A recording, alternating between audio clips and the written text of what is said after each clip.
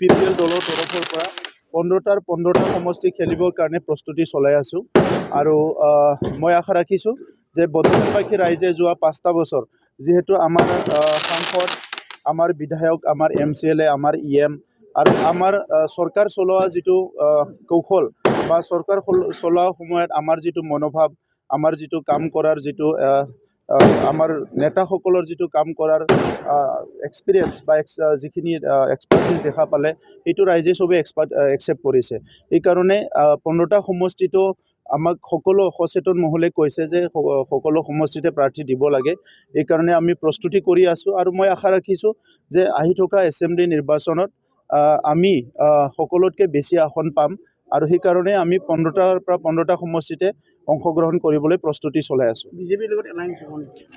আৰু কিছুমান প্ৰক্ৰিয়া বাকী আছে, সেইখিনি সম্পন্ন কৰাৰ পিছত আপোনালোকক আমি অৱগত কৰাম।